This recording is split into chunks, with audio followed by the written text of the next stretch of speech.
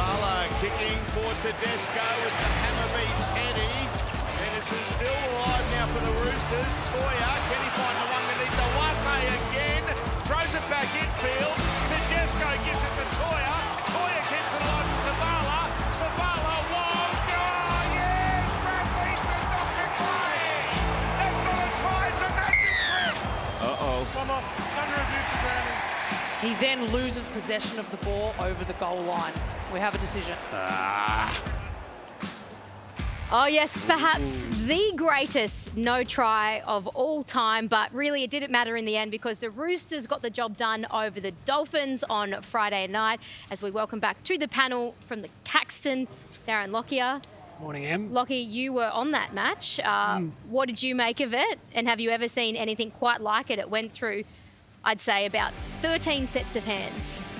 Yeah, that was some skill and unfortunately, yeah, as Gus said in the call, flick, isn't it? Not Flick and stick. flick and stick. Yeah, but there was Look at that.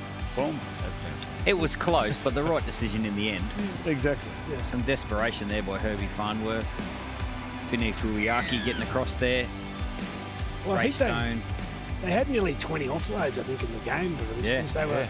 That was the thing I noticed the other night. They were winning the contact and they were winning that physicality in the game, and that was giving them the ability to get the offloads away. Yeah, they've been attacking pretty well, actually. They've scored 82 points in the last 2 weeks. Obviously, the last week's big win on Anzac Day against the Dragons. And then to back that up in a brilliant performance, they had Sandon Smith go off the field, who was their best player last week. He went off the field early. I thought Victor Radley and James Tedesco really stood up and played that role. Connor Watson went out into the halves and did a wonderful job. Robert Toya, a young centre that's really come of age. He's had some pretty serious injuries in the early stages of his career. He was exceptional, but 7 tries to 4 to the Roosters. They were very dominant. Mark Nawaqanitawase, good enough for Origin? For sure. I think one day. I don't know about it at the moment. But, Well, if Lomax doesn't come back. well, he's going to be back, I think. Oh, is he? He's back next week. Yeah, I he's think. back. If Lomax wasn't back, I'd have no hesitation putting Mark in. Perfect. Big, strong, brings the ball back, strong in the air, scores tries. That one in the corner, it was freakish because naturally he ran off his left foot, then naturally the right foot should come down. But he somehow kept that right foot off the ground. Murray Taulagi does it as well. Yeah. Like, he got actually dragged out by Luke Metcalf, but the other try was unbelievable. They keep their feet inside the field of play, but their bodies leaning outside. The thing is, with under pressure, that's the thing that you got to ask him. Like at the moment, the last 2 weeks, the Roosters have really dominated. You spoke about, they've been very physical, and they ran over the Dragons last week, and I thought they did the same to the Dolphins. But seeing them under pressure, like when he was defending at centre, just sort of, you obviously hadn't done it enough. He's a winger. Oh, I know he's a winger, but I'm saying that's where you pick your Origin. You just got to, give him more chance to be under pressure. Because start of Origin, you're constantly under pressure. Like they're at you all the time. So, I think he's a real talent, and I think over time we'll see. It seems like we spent the whole pre-season talking about who the Roosters had lost and the fact that they hadn't really bought any marquee players, and we all had them down the bottom of the ladder, but they've backed these young players. And it's taken time, but it's paying off, isn't it? Like the guys, like you mentioned, Robert Toy and Nafahu White. He was great. He is unbelievable. Yeah. He is world class. Steep, Fiketti. Steepy. It's the best way to quieten the noise is to perform well, and that's what they've done. After round 1, we were thinking, are they going to win a game this year? Like that's where the conversation was. I think Trent Robinson, their leader on the field is James Tedesco, and he's done a wonderful job. They've led from the front, and they've dragged all these young guys with them. And you can see what Trent Robinson has been seeing through the pre-season and through the development of some of these young guys' careers. That's starting to get displayed in NRL games now. And this guy, he was super, playing in front of his home crowd. He's a Brisbane boy. He was actually a Redcliffe Dolphin junior. And he was probably the second best player on the field outside of James Tedesco. But beautiful right foot step. Right foot. Scored a couple, set up a couple.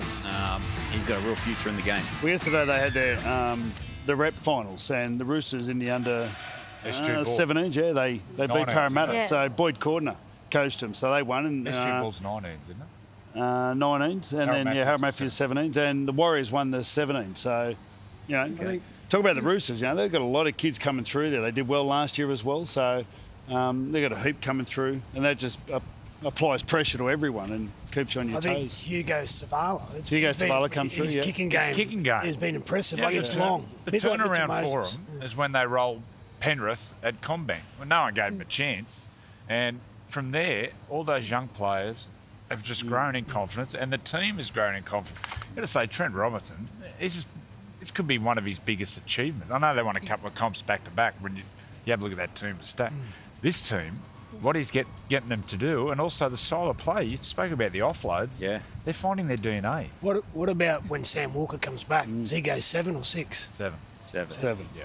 What about James Tedesco? Freddie, he was your Sunday salute, and I mean, we could talk about him all afternoon long, but the fact that he's in such great form, now the conversations come up. Dylan Edwards or James Tedesco? We know he lost his Blues jersey to Dylan Edwards last year, lost his Kangaroos jersey as well. He was the incumbent captain too. But given the form he's in... Well, they're very similar. Yeah. Like, they're all effort.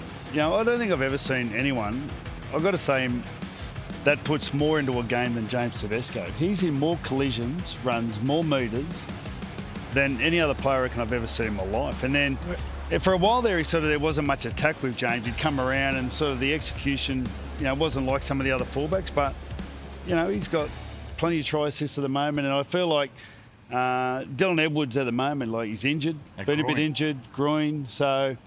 it's still 2 weeks to go, but you wouldn't, James Tedesco just couldn't not let you down. He's unbelievable. The silver lining for James was he missed out on the Australian team last year, and he got a rest. And he's bubbling with energy. He's always played that way, but that yard of speed you thought he might have lost, he seems to have got that back. And I think just having that spell has been good for him. I can't believe how many collisions he's in a game. Like, he's constantly getting tackled. Unlike Cameron Smith. Picked and choose. Yeah. Joey, you said about a month ago you'd pick Turbo, but you'd still go ahead of Teddy? Turbo's never played fullback for New South Wales.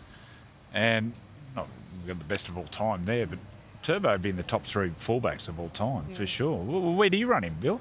Would you have him in the top? At his best, there's no one better. Yeah. I look back to that season, was it 21 or 19? 21. Like, he put together that season. I think he won the Dally M medal. Well, last week, who did they beat? They beat... who did Manly beat? Penrith, didn't they? They beat Penrith. Well, he's a difference. Penrith. He was out for 3 weeks. They lose 3 games. He comes back. They start winning. He was on half a leg too. Yeah. And he was the difference. I think fully fit in Origin at fullback. Wow, look out. Anyway, it is a nice headache for Laurie Daly, that is for sure.